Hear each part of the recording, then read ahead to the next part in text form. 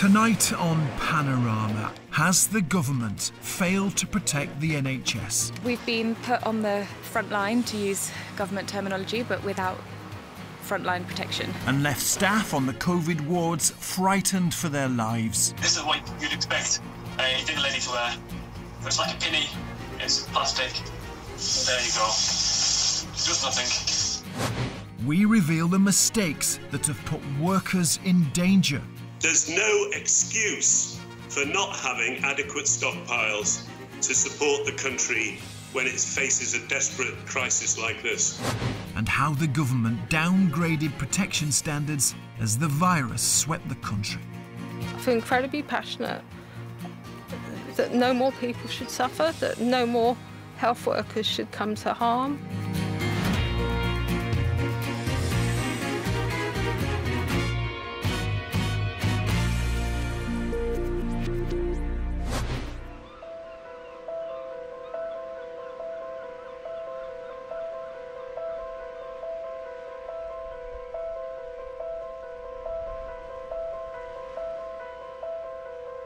Felix Kaur has been an NHS nurse for 30 years. Now he's fighting for his life. He loved nursing and he loved people. He'd used the skill and the knowledge and his own personality to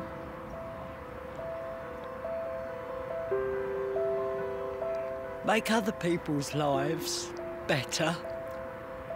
And he was always so happy when he felt he'd done a good job. Felix was on the COVID front line. He worked in A&E. The hospital says all staff had enough protection, but Felix didn't feel safe. He was angry because he'd been issued with 2 paper masks for a 12-hour shift. And he said, that's not enough. I want a separate mask for every patient I go into. Felix caught the virus last month. He's now on a ventilator in the hospital where he worked. People shouldn't go into work and become ill and be damaged, and that's what's happened to Felix. For weeks, the government has been dealing with criticism about stocks of personal protective equipment, or PPE. It says it's delivered 1 billion items.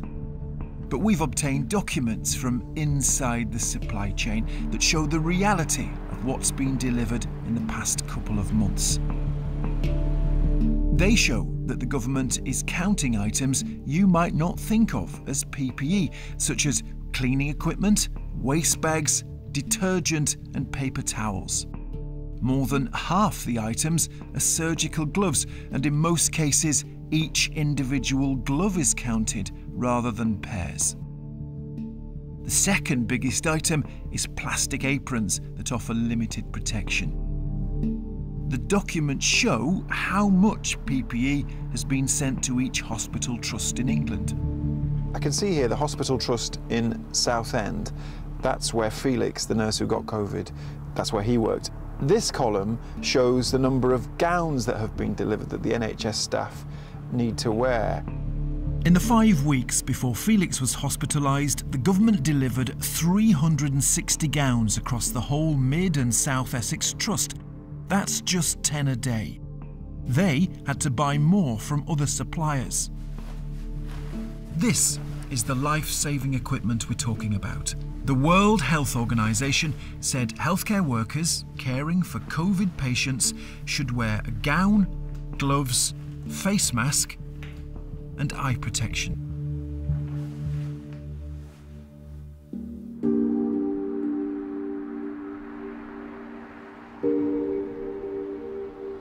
These are some visors that have been made on home-bought 3D printers. St Thomas community have been making these for us, and they're quite nice because you can actually see out of them. And the patient can see you, so yes, yeah. But this is what some of our NHS staff have been wearing. But the most perfect thing is a tight-fitting goggle, because then the virus can't get through. Also, this is a science lab glasses, which isn't brilliant because, again, you can get underneath. But is that what some of the staff are wearing, though? Yeah, yeah. We've had local people drop these off for me. Wow.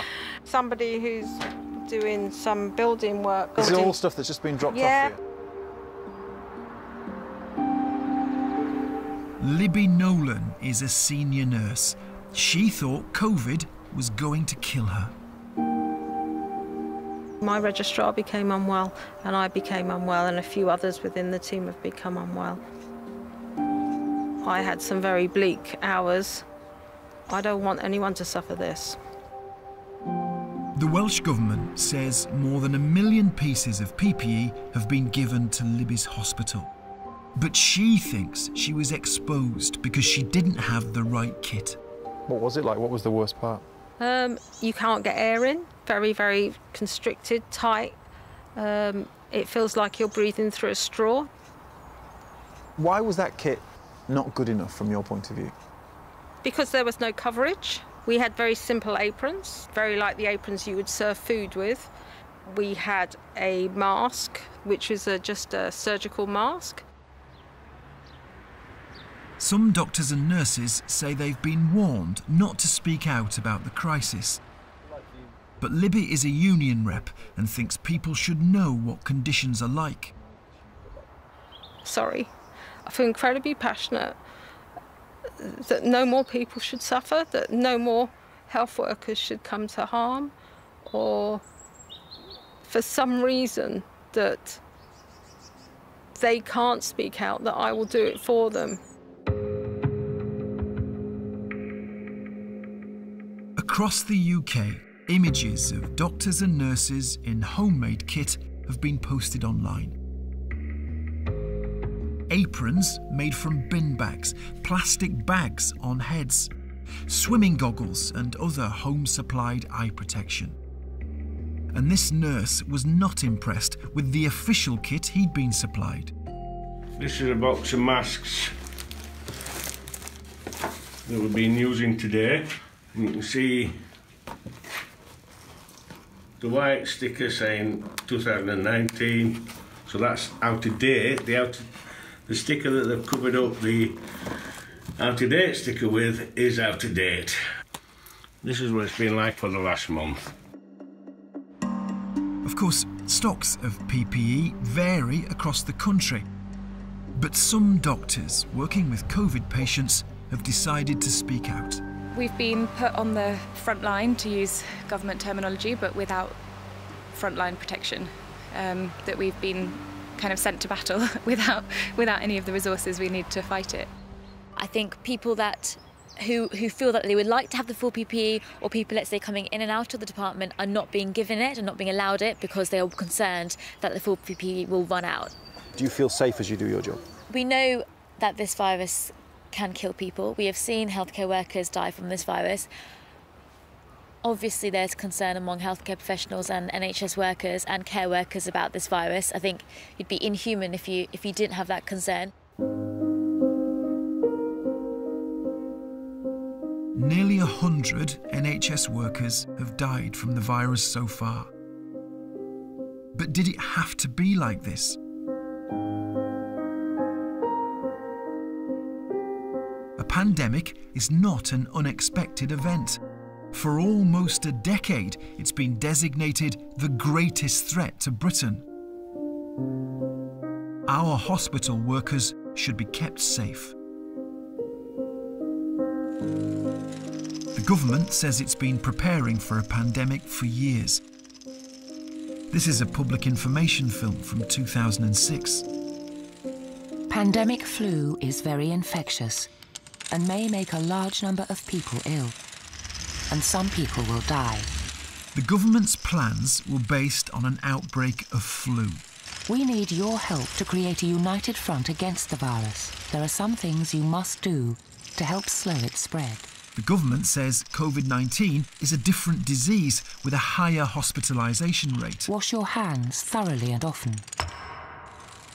But the advice and the PPE required are very similar for both diseases. To be ready for any pandemic, you need to stockpile, because once it hits, every country with the disease needs PPE. This government pandemic guidance from 2009 gives a simple list of what is needed: a gown, the best type of face mask and eye protection. The pandemic stockpile is distributed from warehouses around the country, like this one in Derbyshire. The government says that having a stockpile is considered a very high-quality mark in international terms. But there is a problem with what's been bought. The government didn't stock these warehouses with all the equipment that was recommended. They didn't buy any hospital gowns at all. Panorama has discovered that just last year, the government's own advisors warned that gowns were needed in the stockpile, but still none were bought. John Ashton is a public health expert and long-standing critic of the government. There's no excuse for not having adequate stockpiles. You need everything to protect against this kind of virus. It's breathtaking that there were no gowns at all in stock. Breathtaking. And we've discovered it wasn't just gowns left off the shopping list. The government also failed to buy other essential items that would be needed in a pandemic. The government didn't buy any visors at all. There were no swabs either, which makes testing for the virus more difficult. And the government didn't buy a single body bag, despite the fact they were supposed to be preparing for a pandemic. And Panorama has discovered that millions of respirator masks are unaccounted for. 33 million were on the original stockpile shopping list, but only 12 million have been handed out, and the government refuses to explain where the other life-saving masks have gone. The consequence of not planning, not ordering kit, not having stocks, not having stockpiles, is that we are sending in to the front line doctors, nurses, other health workers and social care workers without the equipment to keep them safe. The government says swabs, body bags were not recommended by experts, and that surgical gowns will be procured for inclusion in the future stockpile. For a decade, we failed to get the stockpile right, but when COVID-19 first appeared, we still had time. At the start of February, the European Centre of Disease Control issued a warning. They advised us what we needed to buy and how much. The document says we'll need respirator masks, eye protection, gowns and gloves. For the most serious cases, around 20 sets of PPE per patient per day. We should have been getting ready. February is when we started seeing the big outbreaks in Europe. So actually, February was our month to prepare. These 4 weeks of February were crucial. What would be the implications if you didn't take advantage of that 4 weeks of planning? They would be devastating.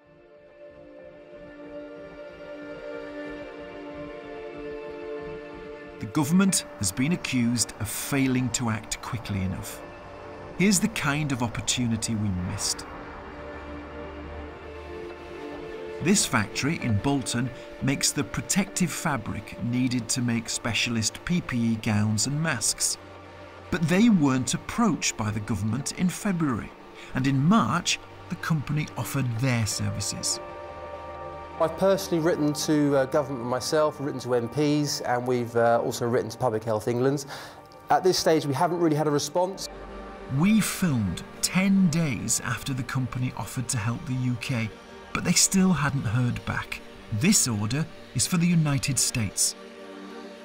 Currently, that line is running for about 5 to 6 days a week, and the capacity is currently really 80 to 90% is being bought by America. So potentially Trump is buying this UK capacity, which obviously we want to support the NHS if possible, but currently that's where this material is going.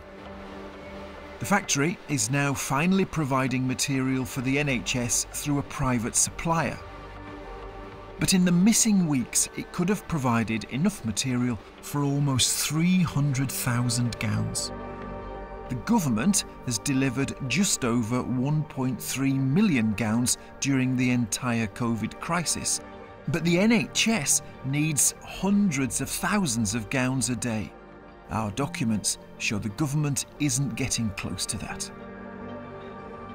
The government failed to appreciate the enormity of what was coming our way at the end of January. They failed to get a grip. They took advice from too narrow a range of people. And when things continued to escalate out of control, they started to spin the story to make out that actually they'd been following the science and everything that they did made perfect sense. I think it's disgraceful. The government says it's had 9,000 offers of assistance which are being prioritised for larger companies. It says there are shortages of PPE across the world and it is doing everything to increase our stock levels. It delivered 183,000 gowns last Friday.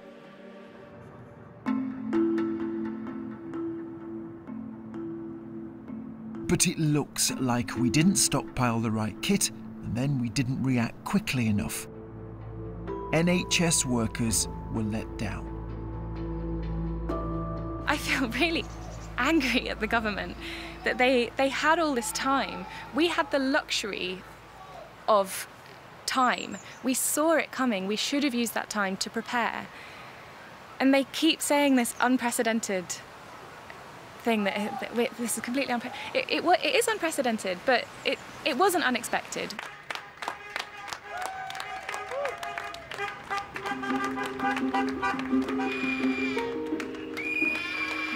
We're now a nation in lockdown. Our health service is at the heart of the nation's fight against the disease. This public demonstration of support means such a lot to those who work in the NHS. But some of them worry that this outpouring of emotion helps the government gloss over the shortages that are on some of the wards. As one intensive care nurse said to us, calling us heroes just makes it okay when we die. Many frontline staff are angry with the government. Some say there's a gap between what they hear is coming and what they see on the wards. There was a big disparity between what was coming out the official mouths and what was happening on the front line, so there was a huge mismatch.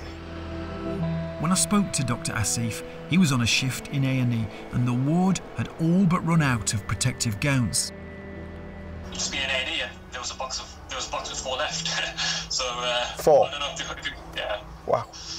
How does that make you feel if there's only 4 gowns left and you're in an A&E department with people coming through the door? I just hope there's more. I just hope managers have started, they're off on the weekend, and I just hope they get things sorted by midweek. When there's a shortage of gowns, staff use plastic aprons. The government told us short sleeves are better for hand hygiene and that long sleeve gowns can carry their own infection risk. Right, so aprons are these. There's certainly not a shortage of these, but this is what you'd expect a dinner lady to wear. So it's like a pinny, it's plastic, it's flimsy, you open it up like this, you put it on your neck like this, and then there you go. It does nothing. The government has consistently denied there's a shortage of PPE in the stockpile. It's blamed logistical problems and says it's built a whole new distribution network. The army has also been brought in to sort it out. We've spoken to a number of heads of procurement at NHS trusts. They didn't want to be identified, but say the supply chain still isn't working.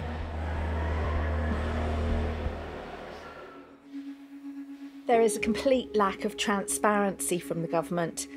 They're creating panic as we don't know if they can supply us, so we're scrambling to get it elsewhere. We've been told not to talk about the shortages outside of meetings and calls. They don't want people to know how bad it is. The supply chain is erratic, unpredictable and incompetent. We might ask for 10,000 gowns and instead be sent 5,000 aprons. We're the ones getting a call in the middle of the night because staff are desperate. We're the ones getting out of bed to find gowns and masks. It's not just hospitals. GPs also need PPE. The World Health Organization says everyone dealing with COVID patients should have the full kit. The supplies that were given were very limited. We've not been able to rely upon the supply chain of the NHS. It has come in fits and starts. So here they've bought their own PPE. This surgery on Merseyside is in a COVID hotspot. Your breathing's obviously up. Okay, you look tired. When have you started to get more short of breath? On Friday. Okay, fine. So the last 2 days has been a lot worse. Right. I think we would have to assume you've got coronavirus. What happens now then? I think we are best off transferring you up to Arrow. Didn't really want to go anywhere near you. You're going to need things like a chest x-ray and that kind of thing, and unfortunately, with this being a primary care hub, it's not available in the... The government says health workers in a GP surgery only need a plastic apron and a basic surgical mask. But doctors here don't believe that. People in healthcare losing their lives and being put at risk is something that keeps me awake every night. I wouldn't be prepared to work without an appropriate mask, face shield and a gown to treat people who are suspected of COVID or who have been diagnosed with COVID. And I wouldn't ask my staff to do that. We've investigated the government guidance telling NHS staff what PPE they should wear. It seems clear that rules have been changed because of the shortages. In January, the government designated COVID-19 as what's called a high-consequence infectious disease. The Health and Safety Executive had already investigated what PPE was needed when tackling a high-consequence infectious disease.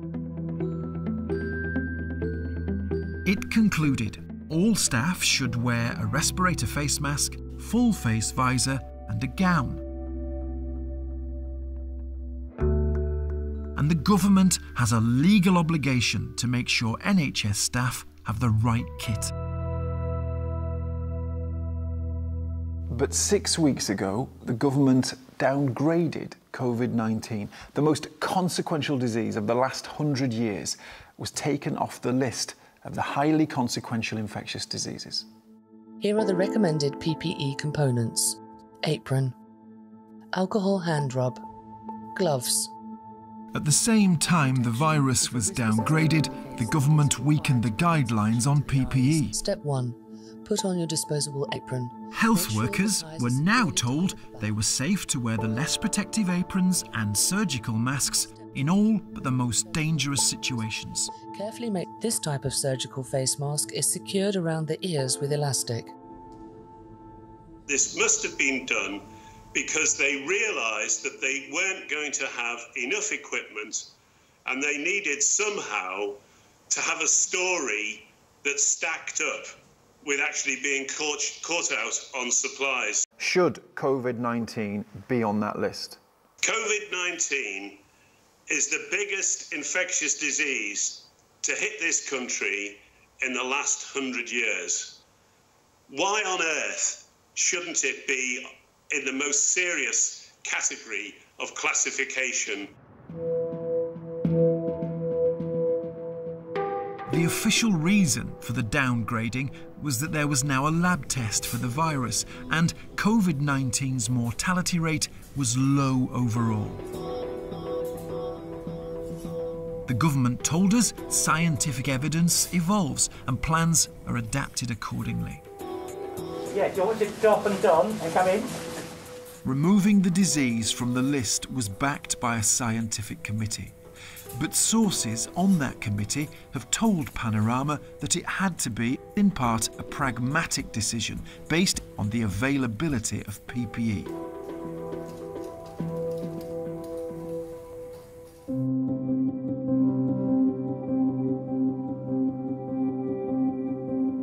That is certainly the view of some on the ward. Staff think the guidelines are not about keeping them safe, but making do with a shortage of PPE. PPE is needed to be rationed now, and it doesn't seem fair to me that healthcare professionals who feel they're at risk, who may be at risk, are not being given that full PPE equipment because the government failed to prepare and failed to do the stockpiling that was needed for this equipment in advance.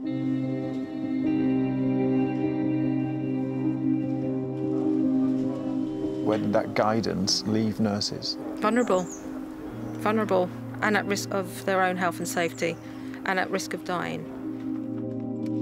Do you think some of your colleagues will die because Yes, I their do. protective equipment is not good enough? Yeah, I do. I do. The government says it has taken the right steps at the right time and has been guided at all times by the best scientific advice. It's been working day and night to battle against coronavirus and to protect our NHS and save lives. But as things stand, NHS staff in A&E and COVID wards are being issued protective kit that is not as good as what the World Health Organization recommends. I love the NHS and I'm proud of it, and I'm so proud to be part of it. But I feel so ashamed by how the NHS has been treated, that we've been expected to battle this pandemic, but we've just not been looked after at all.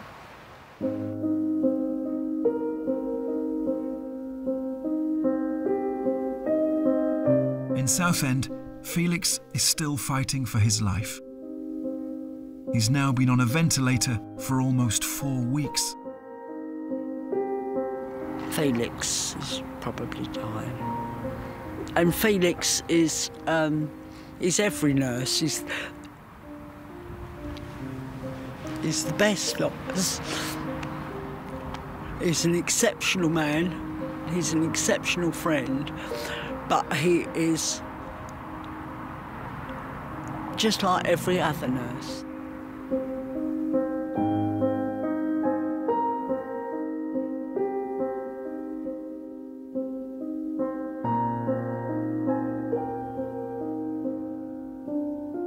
So many NHS staff have already died while trying to protect us from the disease.